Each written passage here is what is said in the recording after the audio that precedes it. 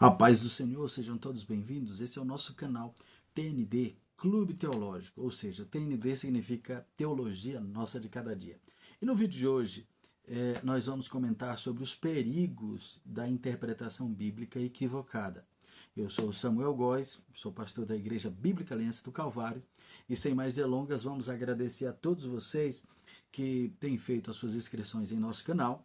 Nós temos uma proposta de levar boas indicações, indicar bons livros, fazer alguns comentários pertinentes à questão da teologia e, enfim, fazer com que você possa ser de alguma forma edificado ao passar pelo nosso canal. Não se esqueça, deixe o seu like, compartilhe com amigos, parentes, vizinhos, se inscreva no nosso canal. Sem mais delongas, vamos ao que interessa.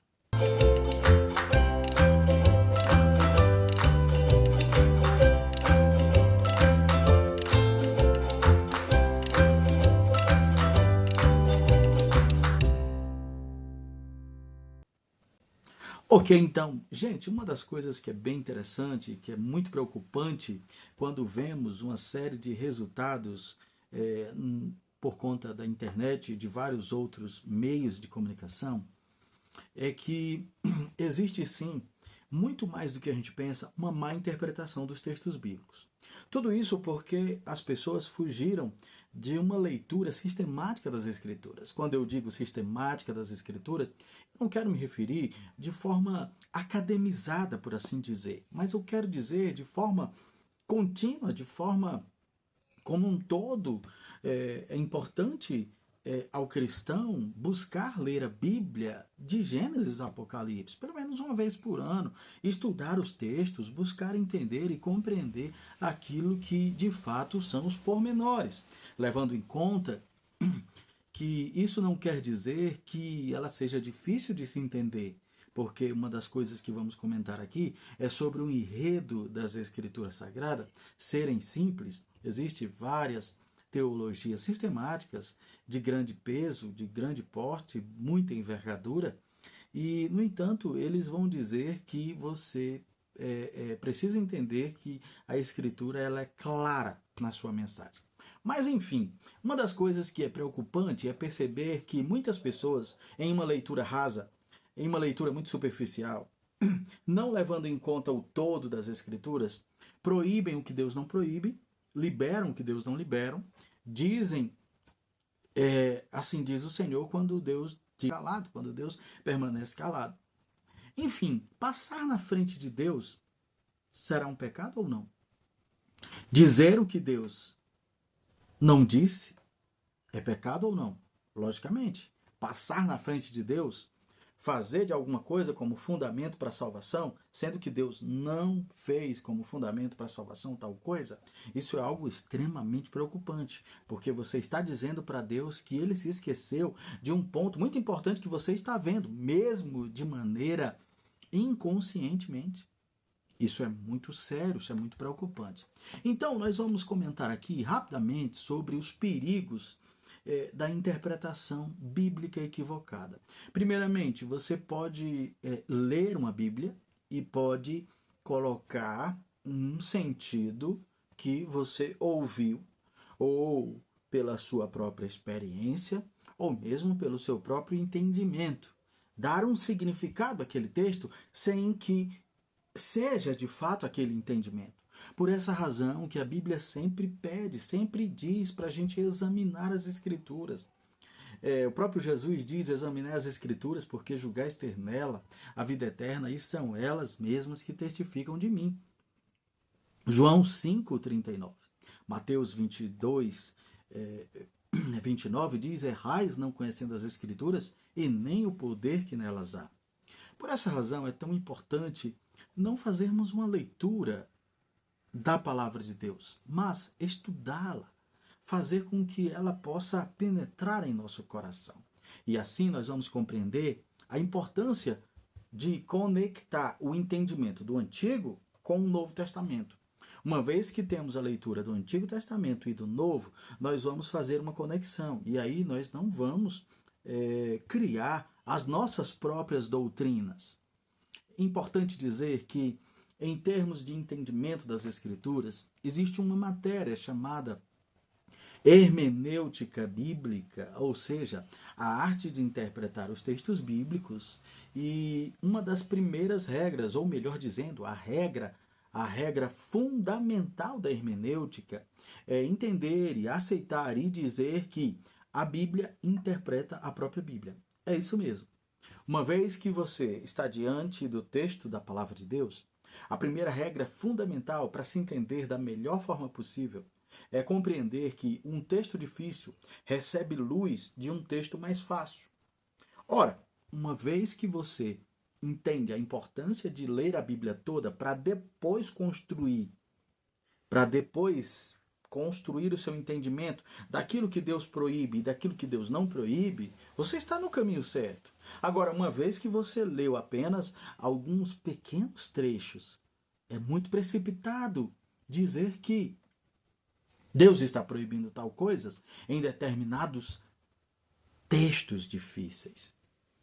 Isso é muito perigoso, isso é muito preocupante, porque existem muitas pessoas que vão por esse caminho e nós precisamos redobrar a nossa atenção, porque não é os argumentos dos pastores, não é os argumentos dos professores, mas é entender a lógica da interpretação bíblica. Logicamente que eu não estou me colocando como alguém que seja o maior sabichão, não, mas nos esforçamos procurando entender da melhor forma possível e passar a veracidade dos fatos das Escrituras Sagradas, procurando nos aproximar o máximo do entendimento original. Para isso, nós precisamos vencer vários obstáculos. Um dos perigos de fazer interpretação equivocada é ter uma leitura superficial. Ou seja, a raiz de deturpação, uma delas é justamente isso, leitura superficial. Ler uma coisa aqui e chegar à conclusão o mais rápido possível, em segundos. Irmãos, nós precisamos ler e reler o texto da palavra de Deus. Se quisermos entender aquilo que Deus quer nos ensinar, nós precisamos também compreender que a nossa mente está cauterizada, está manchada, deformada o pecado original. Não entendemos como deveríamos entender. Somos escravizados pela mancha do pecado em nossa carne, em nossa mente. E por isso devemos orar para entender, para que o Espírito Santo traga a luz ao nosso entendimento e assim poder compreender da melhor forma possível aquilo que é orientação de Deus nos textos bíblicos. Uma vez que entendemos que a primeira regra, ou seja, a regra fundamental da hermenêutica de entender os textos bíblicos é a própria palavra de Deus, nós precisamos também destacar aqui uma frase de Agostinho de Hipona. Ele disse que o Antigo Testamento está contido no Novo, e o Novo explica o Antigo. Ora, existe uma conexão, sim, entre o Antigo Testamento e o Novo Testamento. Eis a razão pela qual nós não podemos nos precipitar em fazer uma leitura do Antigo e já fazer toda a resolução do que pode e do que não pode, levando em conta que existem algumas características de leis.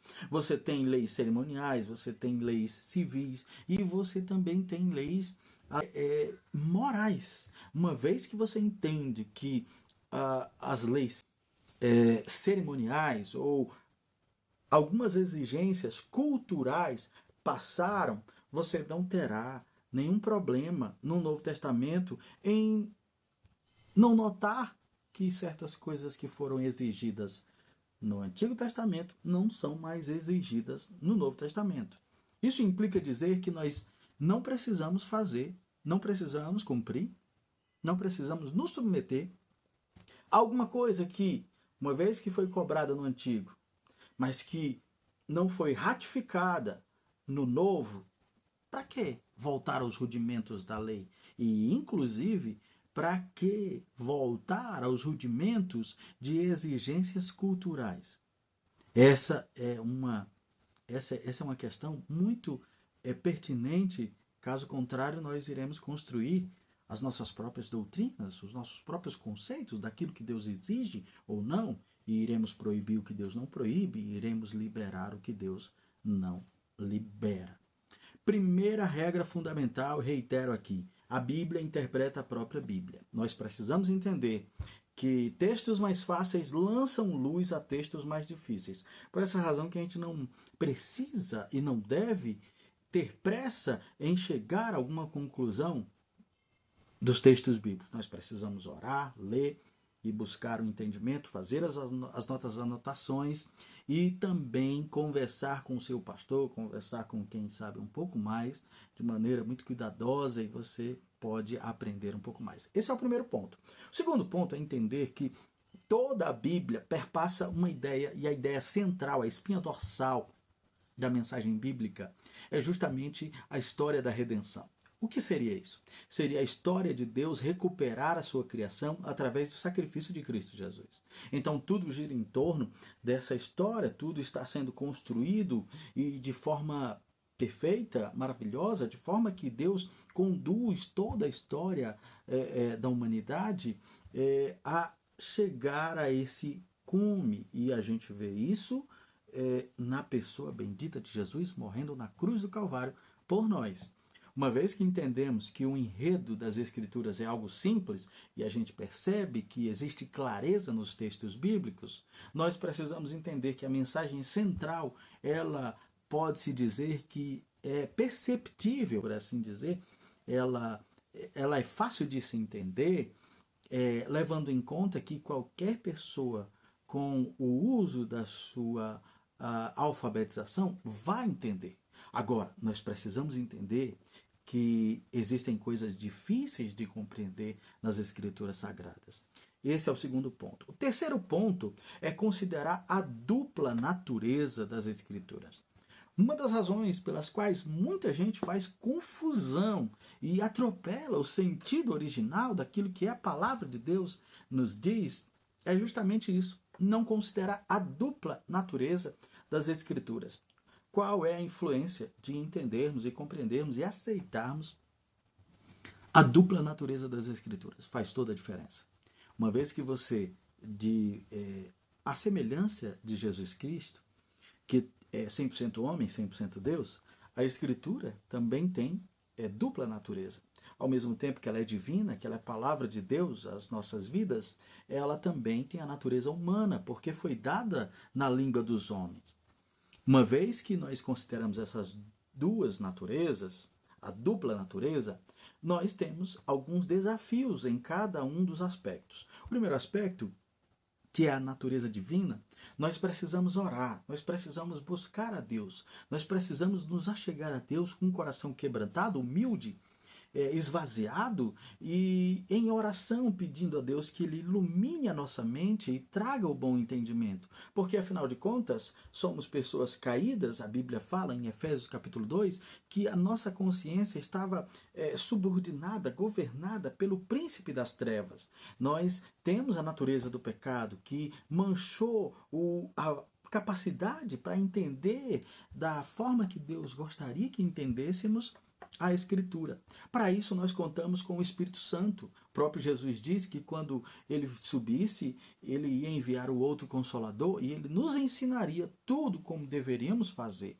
Por essa razão que nós precisamos sim, ao ler a Bíblia, orar, buscar, porque a dupla natureza, essa natureza divina, mostra-nos uma distância do pecador, que somos nós, com o Deus, que é santo, santo, santo, que é totalmente outro. Por essa razão, nós precisamos orar para vencer esse obstáculo somente com o auxílio do Espírito Santo. O outro obstáculo, que é a natureza humana, nós temos 4 pontos que devemos considerar. O primeiro deles é a língua, ou seja, você precisa entender que existem coisas difíceis de entender as Escrituras, certas passagens, certos jogos de palavra, porque não nos foi dada na língua portuguesa, mas foi dada no hebraico, aramaico e o grego. Então nós não podemos nos precipitar em tirar algumas conclusões que podem comprometer todo o entendimento das Escrituras. Você também precisa entender que existe um aspecto que deve ser vencido, que é o aspecto do tempo.